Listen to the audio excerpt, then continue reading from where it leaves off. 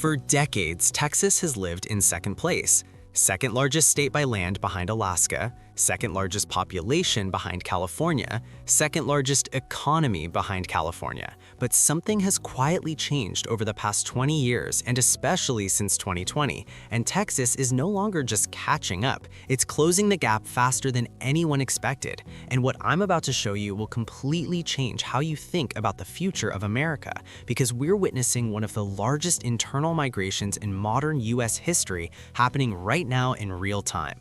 Historically, California dominated US population growth and became the symbol of the American dream, the land of Hollywood, Silicon Valley, beaches, and endless opportunity. And since 1970, California has been America's most populous state, with Texas staying firmly in second place for over 50 years, seemingly content to watch from the sidelines as California collected all the headlines, all the economic wins, and all the cultural influence. But growth rates tell a completely different story that nobody's talking about. And the numbers are absolutely staggering when you actually break them down. In 2000, California had about 13 million more people than Texas, which seemed like an insurmountable lead. That's basically the entire population of Illinois just sitting as a buffer between first and second place. But by 2020, that gap had already shrunk to just over 10 million, meaning California lost nearly 3 million people worth of its lead in just 2 decades. Then COVID hit and everything accelerated, like someone pressed fast forward on history itself.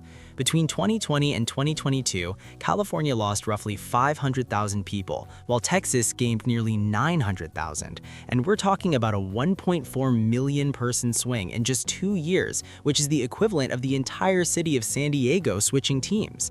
As of 2023, California sits around 39 million people, while Texas is already above 31 million, which means that's a gap of less than 8 million people, and it's shrinking so fast that demographers are now seriously calculating when, not if, Texas could actually surpass California, with most estimates putting it somewhere in the 2040s, something that once seemed completely unthinkable, like saying Florida would get snow before Arizona. But here's what makes this even crazier. This growth isn't spread out evenly across Texas like butter on toast. It's concentrated in a very specific region that most Americans don't even know exists, and understanding this region is the key to understanding why Texas is growing so explosively. Nearly 3 out of 4 Texans, that's 75% of the entire state's population, live in what urban planners call the Texas Triangle, which is made up of 4 major metropolitan areas: Dallas-Fort Worth in the north, Houston to the east, San Antonio to the south, and Austin right in the middle, acting like the quirky, weird cousin of the family. This triangle-shaped region covers less than 25% of Texas's total land area, but holds over 22 million people, and it includes 5 of America's 15 largest cities, all within a few hours' drive of each other, which creates this massive, interconnected mega-region that rivals anything on the east or west coast. Dallas-Fort Worth alone, which locals just call DFW because saying the full name takes too long, has added nearly 2 million people since 2010, making it the 4th largest metro area in the entire United States. And within the next decade, DFW is projected to pass Chicago and become the 3rd largest metro in America, meaning only New York and Los Angeles would remain larger. Houston, which is already the 4th largest city in the US by population, continues to expand outward like it's playing a real-life game of Monopoly, and San Antonio is one of the fastest-growing major cities in the country, quietly adding hundreds of thousands of residents while nobody's paying attention.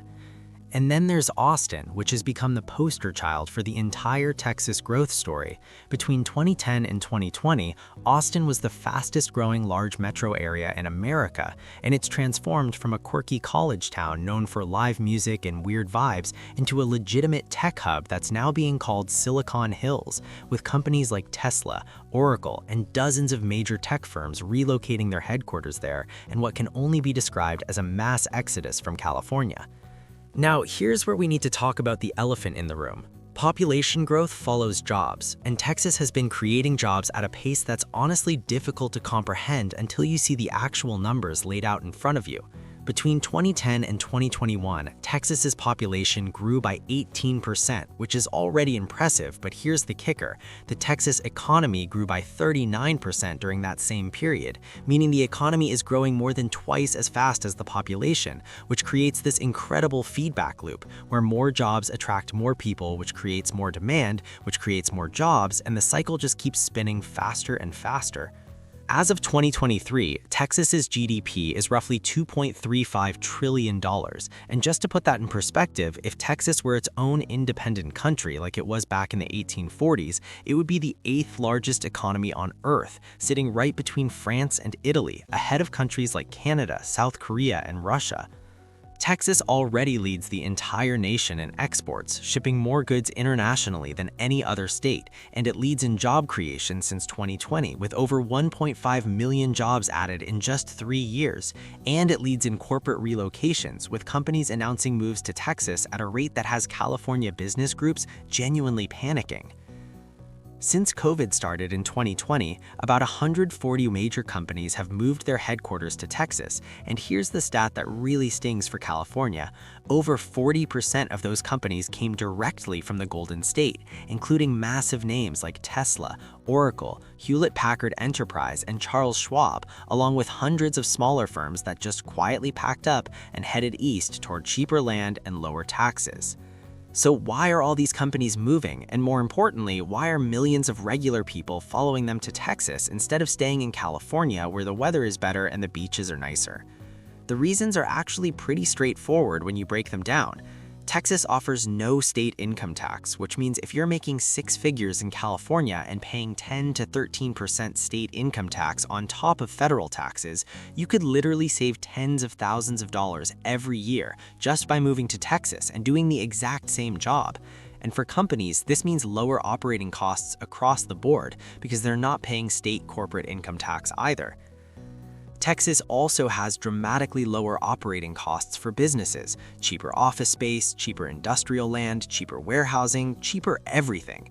And it has a central US location that makes logistics way easier, with Dallas-Fort Worth International Airport serving as one of the biggest cargo and passenger hubs in the world, and Houston's port complex being one of the largest in the nation for international shipping.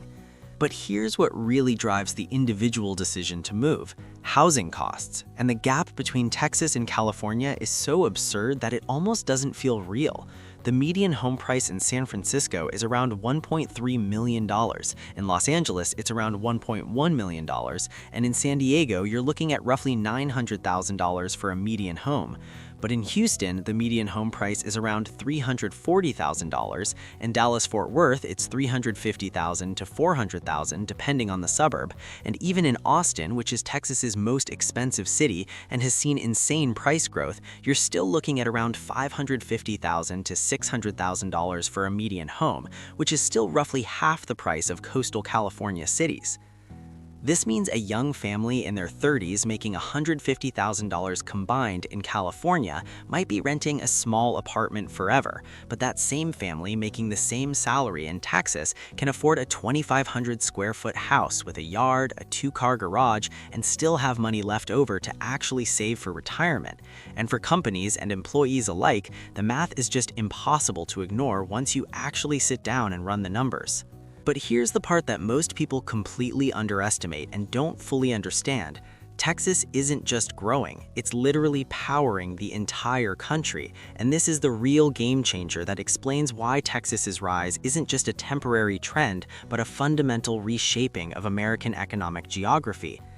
Texas produces 43% of all U.S. oil, which is almost half of America's total domestic oil production coming from a single state, and it produces 25% of U.S. natural gas, which heats homes and generates electricity across the country. To put this in global perspective, Texas produces more oil than Iraq, which is one of OPEC's founding members and sits on some of the largest oil reserves on Earth. And Texas produces more natural gas than China or Qatar, despite those countries having way larger populations in land areas. Texas also hosts 1/3 of America's total refining capacity, meaning even oil that's drilled in other states often gets sent to Texas to be refined into gasoline, diesel, and jet fuel, making Texas the absolute choke point for U.S. energy infrastructure. But what's really wild is that Texas has also become the leader in renewable energy at the same time. It has more wind power generation than any other US state by a massive margin, with those giant wind turbines dotting the West Texas landscape producing enough electricity to power millions of homes. And it's rapidly expanding solar production in the sunny southern and western parts of the state. This energy dominance has created multiple advantages that compound on each other. It's fueled cheap electricity rates that attract energy-intensive industries like manufacturing and data centers. It's attracted billions in manufacturing investment from companies that want to be close to cheap energy. It's enabled massive export revenue from selling refined petroleum products to the rest of the world. And it's reduced US dependence on foreign energy by making America a net energy exporter for the first time in generations, with Texas doing most of the heavy lifting. Texas isn't just a fast-growing state with good barbecue and cowboy hats, it's one of the most strategically important energy regions on planet Earth, and that energy foundation creates economic opportunities that California simply can't match because California doesn't have the oil, the natural gas, the refining capacity, or the land area to compete on energy production. Texas spent decades living in second place, always playing catch-up, always being compared to California and coming up short, always being the state that was big and important but never quite the main character in America's story. But population trends, economic growth, corporate investment, energy dominance, and migration patterns are all pointing in the same direction now, and they're all pointing to Texas. For the first time in modern American history, California's lead isn't guaranteed, and demographers, economists, and business analysts are all asking the same question, not whether Texas will catch California, but when it will happen and what America will look like when it does. Whether Texas becomes #1 in population in the 2030s or the 2040s, whether it surpasses California's economy in the next 10 or 20 years, the shift is already underway and accelerating every single year, and we're watching it happen in real time.